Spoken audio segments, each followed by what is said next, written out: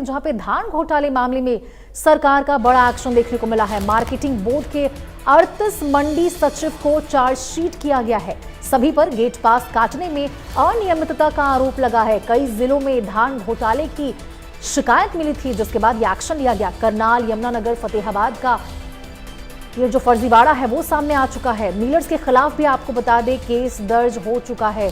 तो कई जिलों में ये धान घोटाले का जो मामला है आपको बता दें वो निकलकर सामने आए, शिकायतें दर्ज की गई थी, जिसकी वजह से ये बड़ा एक्शन है उसके बाद लिया गया है।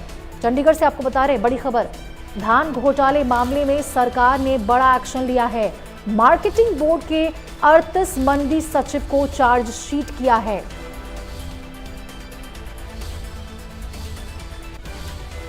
और इसी खबर पर ज्यादा जानकारी के साथ साहिल रुखाया हमारे साथ जुड़े हुए हैं। साहिल, देखिए बहुत बड़ा एक्शन लिया गया सरकार की ओर से। 38 ऐसे लोग हैं जिनको चार्जशीट किया गया है। क्या है पूरा मामला, बताइए विस्तार से।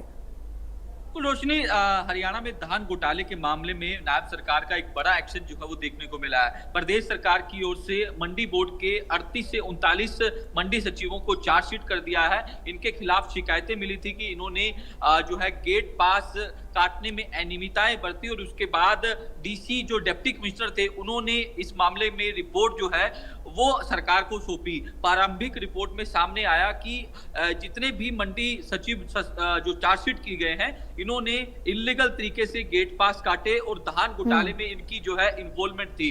तो इसी के चलते प्रदेश सरकार की ओर से एक बड़ा एक्शन लेते हुए 38 से 39 मंडी सचिवों को चार्जशीट कर दिया है। और पहले से इनके खिलाफ मुकदमे भी दर्ज थे और मुकदमा दर्ज भी जो है वो पुलिस की ओर से अलग से किया गया। और इस मामले में लगातार विपक्ष भी जो है सरकार पर हमलावर था कि किस तरीके से धान घोटाले का मामले सामने आ रहे हैं लेकिन सरकार एक्शन नहीं ले रही। लेकिन प्रदेश सरकार की ओर से एक बड़ा एक्शन लेते हुए अब 38 से 39 मंडी सचिवों को चार्जशीट कर दिया है और इनके खिलाफ और आगे आगामी कार्रवाई भी जो है वो की जाएगी। ये ज्यादातर जो मंडी सचिव सस्पेंड किए गए हैं, माफ कीजिएगा, जो चार्जशीट किए गए हैं वो जीटी रोड बेल्ट के यानी कि अंबाला, कुरुक्षेत्र, करनाल, क्योंकि इसी एरिया में पीआर धान जो है वो ज्यादा होता है। तो ऐसे में यहाँ से लगातार प्रदेश सरकार को शिकायतें मिल रही थी कि यहाँ गेट पास काटने में अनियमितताएं बरती जा रही है और धान घोटाला जो है वो लगातार यहाँ देखने को मिल रहा है। तमाम कार्रवाई जो है वो तमाम फॉर्मेलिटीज जो है वो की गई।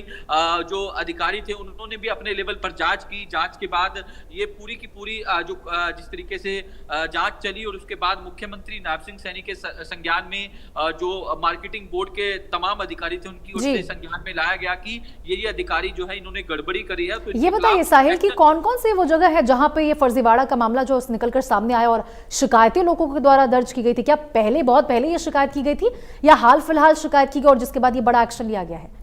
बिल्कुल, प्रदेश सरकार के पास लगातार इस तरीके की शिकायतें मिल रही थी कि इलीगल तरीके से गेट पास जो है वो काटे जा रहे हैं और अनियमितताएं बरती जा रही है और धान घोटाले पे लगातार इस एरिया में किए जा रहे हैं, चाहे वो यमुनानगर की बात हो, कुरुक्षेत्र की बात हो, करनाल की बात हो और भी तमाम एरिया है। क्योंकि ये जीटी रोड बेल्ट है रोशनी, अगर आप जिस तरीके से मैं आपको सिलसिलेवार बताऊं, क्योंकि जब आप अंबाला से निकलोगे तो अंबाला के बाद कुरुक्षेत्र के बाद करनाल, पानीपत, ये इलाका जो है वो जीटी रोड बेल्ट कहलाता है। और इधर साइड की बात कर ली जाए तो वहां यमुनानगर है। इस पूरे एरिया में जो है वो लगातार धान घोटाले की शिकायतें मिल रही थी। विपक्ष भी सरकार पर हमलावर था, उनका साफ तौर पर कहना था कि लगातार घोटाले में घोटाले हो रहे हैं। उसके बाद सरकार की ओर से इस मामले में एक स्पेशल जांच जो है वो बिठाई गई। तमाम अधिकारियों को कहा गया कि इस मामले की तुरंत प्रभाव से इन्वेस्टिगेशन की जाए और इन्वेस्टिगेशन करने के बाद ये सामने आया कि इस मामले में 38 से 39 मंडी सचिवों की इन्वॉल्वमेंट थी जिन्होंने इलीगल तरीके से गेट पास काटे और अनियमितताएं बरती और इनकी इन्वॉल्वमेंट जो है वो धान घोटाले में भी पाई गई। इनके खिलाफ केस तो अलग से दर्ज किया ही गया है लेकिन चार्जशीट भी जो है वो प्रदेश सरकार की ओर से कर दिया गया। बिल्कुल साहिल, तो बहुत बड़ा एक्शन लिया गया है धान घोटाले में सरकार की ओर से और 38 लोगों को आपको बता दें